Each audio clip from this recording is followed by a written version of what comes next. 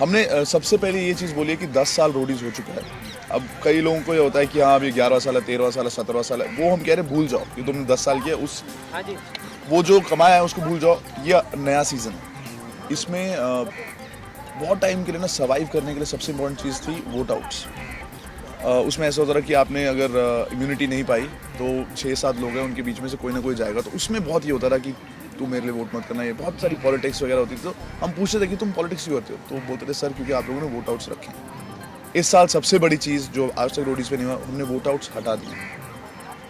इसका मतलब ये है कि कोई भी आपको मिलकर 4-5 लोग एक ग्रुप बना के आपको बाहर नहीं निकाल सकते। अब आप अगर जाएंगे तो आप अपनी वजह से जाएंगे, परफॉर्मेंस कहीं पे आपने नहीं किया होगा उसकी वजह से जाएंगे। तो उसका जो रिएक्शन हमें मिला इस टाइम बहुत बढ़िया मिला कि सब कह रहे हैं कि हाँ अब अगर मैं जाऊंगा अभी तो रिग्रेट नहीं रहता है कि हाँ आपने कहीं हार गए होंगे किसी टास्क में। बहुत सही रहा।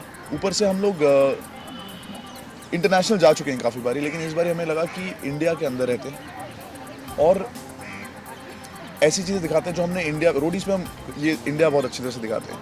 हम पिछली बार नॉर्थ ईस्ट गए थे, लोगों को बहुत पसंद किया था, हमें पता नहीं था इतना ब्यूटीफुल है, तो इसीलिए हम जाते हैं इस जगह। इस बार हमने शुरू किया जोधपुर से, जो कि राजस्थान बहुत लोग जाते हैं, लेकिन हम गुजरात के थ्रू जाते जाते रन ऑफ कच्छ में वाइट रन पे जब गए, सिर्फ मैं नहीं मेरा क्रू रोडीज़ वगैरह जब गए, तो वहाँ के रिएक्शंस जो दुनिया देखेंगी, जो नहीं देखते हैं, जिनको नहीं पता उसके बारे में, जो इंडिया में नहीं देखते, it was a great experience. और ऊपर से ना जिस क्लाइमेट में हम गए थे बहुत ठंड थी, so it everything became tougher. Riding a bike became tougher. जब आप कोई टास्क कर रहे हो, अगर कुछ छिल रहा है तो उसमें ज़्यादा तो रोडीज़ 11 एक तो ये हो गया कि आपको परफॉर्म करना पड़ेगा, तो टफ हो गया। अब ये नहीं कि आप दोस्ती बना लीजिए। दूसरा टेरेन टफ है क्योंकि हम लोग डेजर्ट, हर जगह डेजर्ट्स पे थे।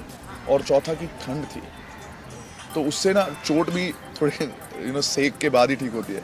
तो वो था।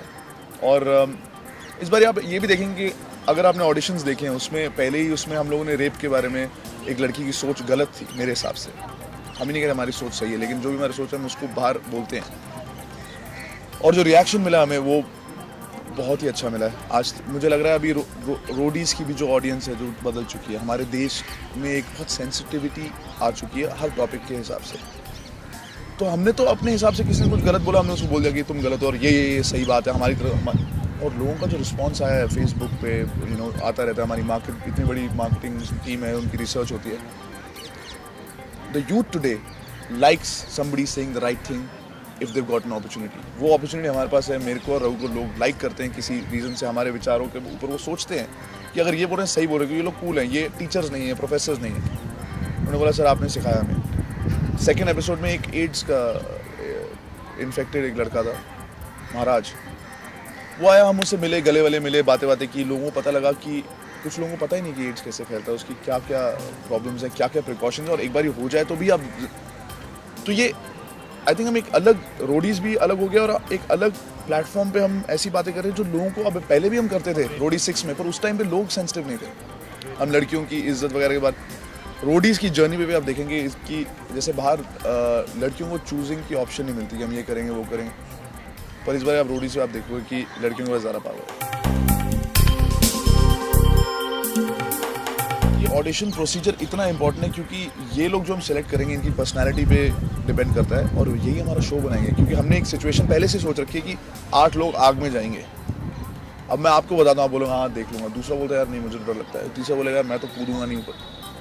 तो हमारा बहुत जो शो अगर कामयाब होता है तो इसलिए होता है कि लोग अलग अलग आपने चुने और वो इंटरेस्टिंग है। कि नॉर्मल लोग अगर तगड़े भी हों पर वो नॉर्मल है, इंटरेस्टिंग रिएक्शन बहुत ज़रूरी है हमारे लिए। तो हम इसीलिए कास्टिंग बहुत इंपॉर्टेंट बन जाती है। और मैं सही बोला, बैकबोन है हमारे शो। हमारी स्क्रिप्टिंग 1% भी नहीं है। मैं अपने ही शो के बारे में बात करता हूँ, बाकी रियलिटी शोज़ के बारे में नहीं। इसमें क्या होता है कि हम बोलते हैं कि अभी रोडीज़ आप लोग बाहर आओगे, बाइक्स पे बैठोगे और निकल जाओगे। अगर और ये स्क्रिप्टिंग नहीं है, इसमें सिर्फ ये बता रहे थे you have to come out cameras and go. Task चल रहा है तो मैं एक ही बार ही बताता हूँ उनको कि टास्क क्या है। ये नहीं कि उनको पहले से टास्क पता है, जो उनका रिएक्शन, क्योंकि if they were trained actors तब होता एक सरप्राइज रिएक्शन दे, but they are not trained actors. इनके रिएक्शंस को ऑक्यूपाई करने, कैप्चर करने के लिए हम लोग सब कुछ सीक्रेटिव रखते हैं। और अगर ये स्क्रिप्टेड होता तो ये लोग बेस्ट एक्टर्स होते। और 11th सीजन में रोडीज़ एक लौता ऐसा शो है इंडिया में जो कि इंडियन शो है।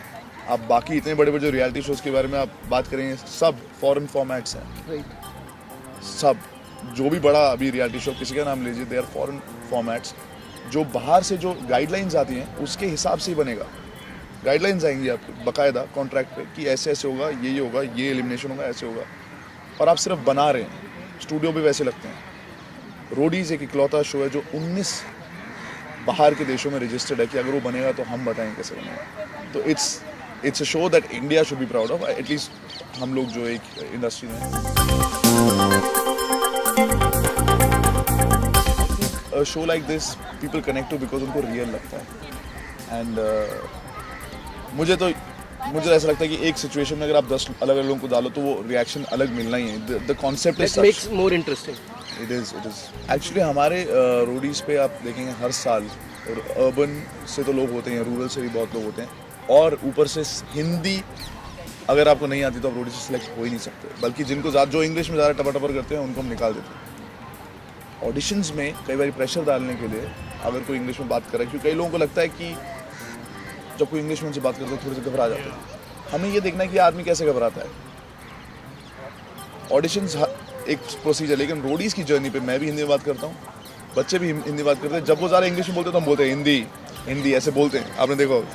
क्योंकि जब हमने पहले 1-2 साल ये शो किया था ना 2003, हमने देखा कि यार शो तो अच्छा, बहुत लोगों को पसंद आ रहा है, लेकिन सिर्फ इतने लोग ही देख पा रहे हैं, बाकी को समझ नहीं आ रहा है। ये एक पहला रियलिटी शो जिसमें आप देखो सिर्फ हिंदी, हम लोग कंटेस्टेंट्स को जब कास्ट करते हैं हिंदी बात करते आते हैं, ताकि हमें भी पता है कि हम चाहते हैं ज़्यादा लोग देखें, हम चाहते हैं ज़्यादा लोग तक हम पहुँचे। और अगर आप देखें आशू आया था रोडी स्वाई में, वो जीता था सहारनपुर से। उसके बाद इतनी सारी लड़की, इस बार भी आप देखेंगे अलग अलग रूरल, और अब तो रूरल भी हमारा इंडिया में क्या है कि वहाँ पे भी मॉल्स बन चुके हैं। जब मैं जलंधर से, मेरा गांव जंडू संगा है, वहाँ पर मॉल है। It's not a village anymore, it's a town. And I think हर जगह पहुँचा। अब तो केबल टीवी हर जगह पहुँच गया, डिश टीवी और सेट टॉप बॉक्सेस। अजीब नहीं है रोडीज़ 11 में। रघु और मैं रोल ऐसे कुछ चेंज नहीं हुआ है। Raghu is part of the selection. Concept के साथ हम बस ये देख रहे हैं कि अब हमने तो जो वजह है ना, जो एक्सक्यूज़ थी पॉलिटिक्स की, वो हटा दी। अब देखना ये है कि क्या ये अभी भी पॉलिटिक्स करते हैं कि नहीं, क्योंकि हमने वजह हटा दी जो उन्होंने बोला था। और मुझे लगता है ये ह्यूमन टेंडेंसी है, होगी पॉलिटिक्स, बिकॉज स्कूल्स और कॉलेजेस में वोट आउट्स नहीं होते, ऑफिसेज में नहीं होते वोट आउट्स, लेकिन वहाँ पे भी ग्रुपिज्म होता है, वहाँ पे भी एक संगठन बन जाता है, वहाँ पे भी एक बंदे को सिक्रूट कर देते हैं, वहाँ पर भी पॉलिटिक्स होते हैं। तो ये एक ह्यूमन टेंडेंसी है। बट हाँ, इस बार दे वोंट हैव एक्सक्यूज कि सर वोट आउट्स थे। इस बार लड़के लड़कियाँ होंगे, वो आपस में भी टास्क करेंगे, एक साथ भी करेंगे, पर लड़कियों को ज़्यादा पावर होगी, इतना ज़रूर आप देखेंगे गर्ल पावर। रोडीज से मैं पीछा छुड़ाने की बहुत साल से कोशिश कर रहा हूँ, हो नहीं पा रहा है। पापी पेट का सवाल कह सकते हैं आप इसे, या फिर ये भी कह सकते हैं कि लत लग गई है उस शो की, छुड़ाना चाहता हूँ। इस साल मैंने एक छोटी सी शुरुआत की है उस तरह। मैं बना नहीं रहा हूँ इस शो को, मेरी टीम जो है वो बना रही है, सेम टीम है, मगर मैं नहीं बना रहा हूँ मगर कैमरे के सामने मैं उसी तरह नज़र आऊँगा जैसे हर साल नज़र आता हूँ, ऑडिशंस में भी और जर्नी में भी। इस बार का एक नया कॉन्सेप्ट है जो मुझे काफ़ी पसंद है, वोट आउट्स हटा के एक नई चीज़ को लाना। वोट आउट्स जिससे लोग कहते हैं कि पॉलिटिक्स और धोखा देने को प्रोत्साहन मिलता है, उसकी जगह ऐसी एक चीज़ लाना जिससे सिर्फ परफॉर्मेंस और आपकी ज़ुबान पे हम प्रेशर डालते हैं। तो एक काफ़ी अच्छा एक जर्नी शूट हुआ है, बहुत इंटरेस्टिंग कैरेक्टर्स मिले हमें, और मेरे लिए ये देखना बहुत अच्छा है कि पॉलिटिक्स जो खेलते हैं आदमी, वो ज़रूरत की वजह से खेलते हैं या इंसानी फितरत की वजह से खेलते हैं। क्योंकि स्कूल और कॉलेज में तो वोट आउट नहीं होता, ऑफिसेज में, घरों में वोट आउट नहीं होते, मगर वहाँ पॉलिटिक्स तो फिर भी होते हैं, है ना। तो मेरा यही इस साल मैं देखना चाहता हूँ। मुझे कोई एक चीज़ की तलाश नहीं रहती, मुझे अलग अलग चीज़ें चाहिए, मगर जो भी हो इंटरेस्टिंग हो। ज़रूरी नहीं है हर कोई सबसे बड़ा, सबसे तेज़ धावक हो, या तैराक हो, या सबसे ऊंचा उछलता हो, या सबसे तगड़ा हो, ज़रूरी नहीं है। अलग अलग लोग चाहिए जो जिनमें एक ऐसी चीज़ हो जो आपको, जिससे आपको मन करे उनको देखने का, उन देख के एक एंटरटेनमेंट हो, एक इंटरेस्ट जागे आप में उनको देख के। ऐसे लोगों को मैं ढूंढता हूँ, क्योंकि जैसे हुसैन बोल्ट, अगर वो 10 सेकंड में भाग जाएँ 100 मीटर तो उसमें कोई बड़ी बात नहीं, वो तो आए दिन भागते रहते हैं, है ना। अगर जो नहीं भाग सकता उसको अगर 15-20 सेकंड में भी वो दौड़ पाए तो मेरे लिए वो बड़ी बात है, क्योंकि वो उसमें जान दिखती है, उसमें एक पैशन, एक जोश दिखता है, वो ढूंढते हैं हम लोगों में। ज़रूरी नहीं है उनमें ऑलरेडी हो, कुछ लोग ऐसे होंगे जिनमें वो जोश ऑलरेडी है, मगर कई लोग ऐसे होंगे जिनमें नहीं है या आने की ज़रूरत है या पॉसिबिलिटी है। एक लेवल पे सब अलग हैं, बहुत अलग हैं, मगर एक तरह सारे यूथ एक ही जैसे हैं आज, चाहे इंडिया के बाहर के हों, अमेरिका के हों, जापान के हों, यूरोप के हों, या गांव के हों या शहर के हों, इंडिया में एक ही जैसे, उनके होप्स एक जैसे हैं, उनके एस्पिरेशंस एक जैसे हैं, वो जो करना चाहते हैं, अपनी काबिलियत वो एक तरह की मानते हैं, जो कि है। पहले क्या होता था कि बड़े बड़े शहरों में पढ़ाई के ज़्यादा वो होते थे फैसिलिटीज़, तो वो अच्छी पढ़ाई करके ज़्यादा आगे जा सकते थे। आज ज़रूरी नहीं है पढ़ाई करना, जो लोग ज़्यादा नहीं पढ़ते वो भी बहुत आगे जा रहे हैं, अलग अलग चीज़ों में, बिज़नेस में, पॉलिटिक्स में, संगीत में, मूवीज़ में, टेलीविज़न में, हर जगह आगे जा रहे हैं। तो और ये सबके सामने है, मतलब सिर्फ टेलीविज़न ही नहीं, अब इंटरनेट भी ऐसा आ चुका है कि हर कोई सहारनपुर में भी बैठ के वो यूएसए और यूरोप में क्या हो रहा है, वो फुटबॉल मैचेस हो रहे हैं, स्पोर्ट्स हो रहे हैं या म्यूज़िक हो रहा है, सब देख रहा है, उसको फैशन वहाँ का सब दिख रहा है। तो मैं यूथ में फ़र्क नहीं समझता ज़्यादा, एक्चुअली जितना भी दिखता है ना वो सिर्फ ऊपर ऊपर के फ़र्क है, अंदर सब एक जैसे हैं और अच्छे हैं। उस शो में मैं जो कर रहा हूँ वो एक किरदार समझिए आप, उस किरदार की ज़रूरत है उस शो में, उसके बाहर ज़रूरत नहीं, उसके बाहर तो मैं ऐसा हूँ।